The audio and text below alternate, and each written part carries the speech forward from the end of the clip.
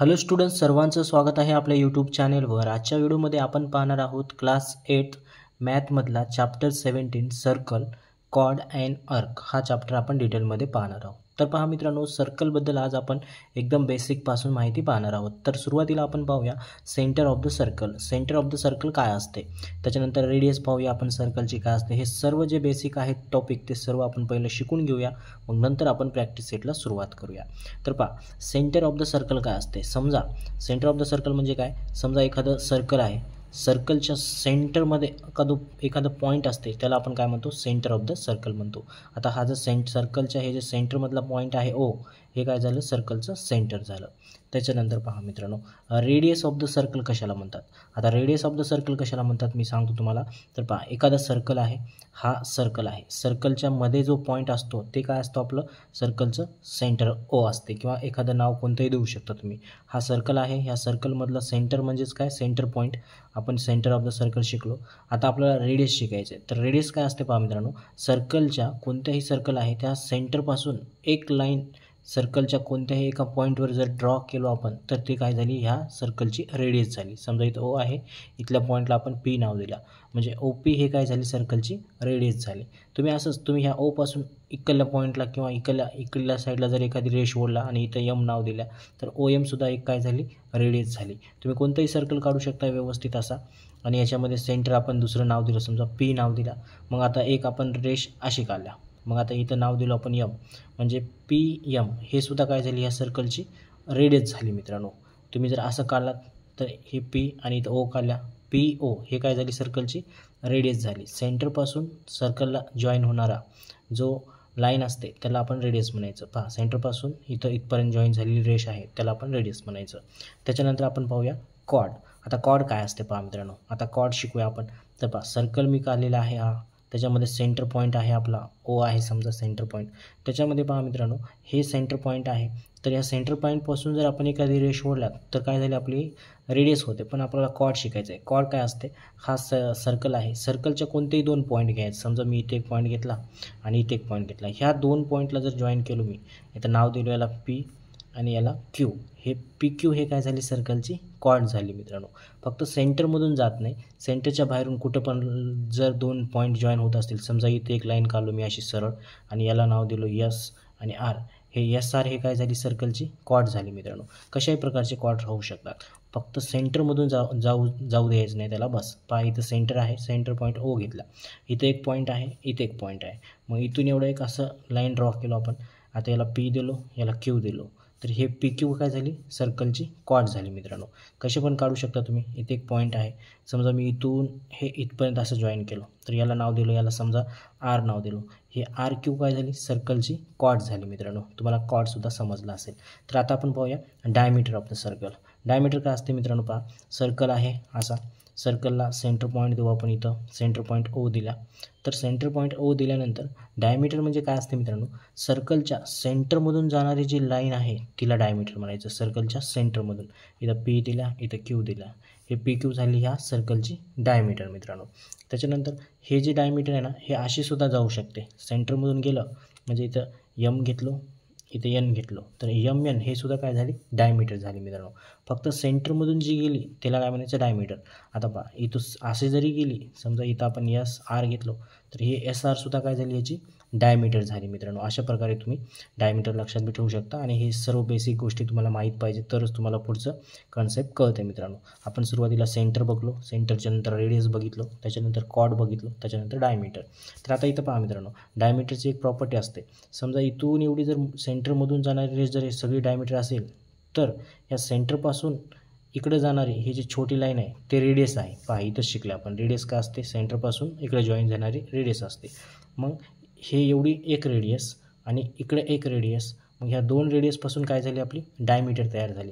म्हणजेच डायमीटर काय असते, रेडियसच्या दुप्पट असते. म्हणजेच D is equal to, D म्हणजे डायमीटर, हे डायमीटर कसे असते, 2r, आर म्हणजे रेडियस, म्हणजे diameter is equal to 2r, रेडियसच्या दुप्पट डायमीटर असते.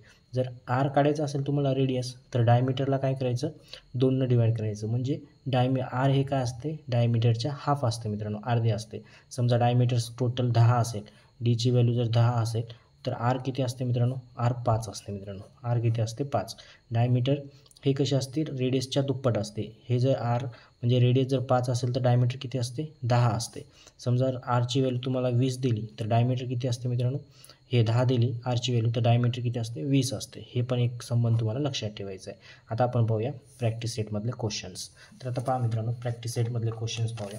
प्रॅक्टिस सेटमधले क्वेश्चन पाहण्याच्या अगोदर तुम्हाला काही एक प्रॉपर्टी दिलेली आहे. प्रॉपर्टी कोणती आहे, property of a chord of a circle.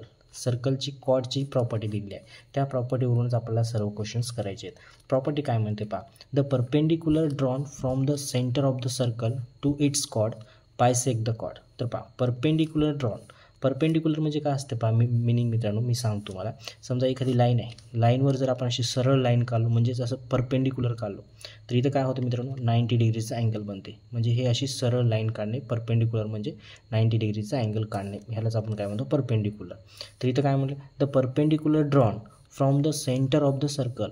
Perpendicular draw करायचं आहे कुठं, from the centre of the circle to, कुठं काढायचं आहे, टू इट्स कॉर्ड. कॉर्डवर काय करायचं आहे, परपेंडिक्युलर काढायचं आहे, परपेंडिक्युलर काढायचं. आपण काढूया. तर पहा मित्रांनो, आता मी एक सर्कल काढतो इथं, हा सर्कल काढलो मित्रांनो, पहा जसा आला तसा. मग आपण इथं सेंटर नाव देऊया, या सेंटरला आपण पी दिला. तर आपल्याला काय करायचं आहे, परपेंडिक्युलर ड्रॉ करायचं आहे from the centre of a circle. ह्या सर्कलपासून परपेंडिक्युलर ड्रॉ करायचं आहे. कुठं करायचं आहे, टू इट्स कॉर्ड, कॉर्डवर परपेंडिक्युलर करायचं आहे. मग आपण कॉर्ड काढूया.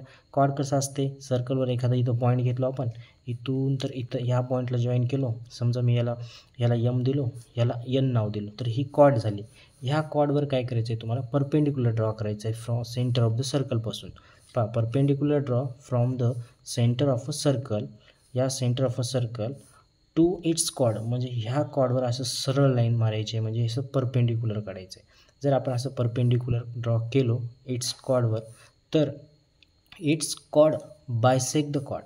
पहा जर तुम्ही परपेंडिक्युलर केलं सेंटरपासून तर हे कॉर्ड काय होते, बायसेक्ट होते. बायसेक्ट होते म्हणजे इथं आपण परपेंडिक्युलर ड्रॉ केलो, इथं ओ नाव दिलो आपण, तर इकडला भाग आणि इकडला भाग इक्वल होते. समजा हे जे यम एन आहे, यम एन टोटल 20 असेल तर यम ओ हे 10 होते आणि ओ एन हे सुद्धा काय होते, 10 होते. बायसेक्ट होते म्हणजे काय मित्रांनो, बायसेक्ट होते म्हणजे दोन समान भाग तयार करते.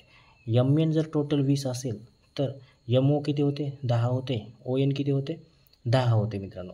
कधी आपण सेंटरपासून जर कॉर्डवर परपेंडिक्युलर ड्रॉ केलो तर, सरळ लाईन काढलो तर, मग याचाच अर्थ याच्यामध्ये सूत्र कसं तयार होते पहा मित्रांनो. तुम्हाला जर समजा यम ओ काढायचं असेल, लेंथ ऑफ यम ओ काढायचं असेल, यम ओ म्हणजेच काय आहे मित्रांनो, 1/2 म्हणजे हाफ आहे. मी इथे लिहितो मित्रांनो, लेंथ ऑफ यम ओ काढायचं असेल तर यम ओ म्हणजेच काय आहे इथं, 1/2 इंटू हाफ. कोणाचं हाफ, यम एनचं. कोणाचं हाफ, यम एनचं. म्हणजेच यम एनची व्हॅल्यू आपण किती घेतल्या इथं, 20 घेतल्या. तर पहा मित्रांनो 10 कसं येते या सूत्रावरून, M O is equal to 1/2 half आहे कोणाच्या, यम एनच्या. यम एनची व्हॅल्यू किती आहे, 20 आहे. मग आपण इथे 20 लिहिलो. तर बघा 2 1 2, 2 1 2, हे 0ला 0. म्हणजेच यम ओची व्हॅल्यू आपल्याला किती भेटली, 10 भेटली. हे असं तुम्हाला हे सूत्र लक्षात ठेवायचं आहे मित्रांनो. हे काय करायचं, हे सूत्र तुम्हाला लक्षात ठेवायचं आहे. O M is equal to 1/2 M N. कोणतेही नाव राहू शकतात. हे जे कॉर्ड आहे, कॉर्ड कसे असते, ह्या कॉर्डवर जर आपण सेंटरपासून परपेंडिक्युलर ड्रॉ केलो तर ही कॉर्ड काय होते, बायसेक्ट होते. म्हणजे हे जर कॉर्ड 20 असेल तर इथपर्यंतची जे लेंथ आहे ते अर्धी होते, इथपर्यंत जे लेंथ आहे ते अर्धी, म्हणजे इक्वल होते. 20चे 10 10 होतात मित्रांनो. हे आपल्याला एक प्रॉपर्टी लक्षात ठेवायची आहे. या प्रॉपर्टीवरून आपल्याला काय करायचं आहे, आता प्रॅक्टिस सेटमधले क्वेश्चन सॉल्व करायचे आहेत. तर पहा आपण प्रॅक्टिस सेटमधले क्वेश्चन सॉल्व करूया. तर पहा याच्यामध्ये पहिला क्वेश्चन काय दिलेला आहे आपल्याकडे, पहिला क्वेश्चन आपल्याला दिलेला आहे की practice set 17.1 in a circle with centre P, chord A B is a draw from a centre of a circle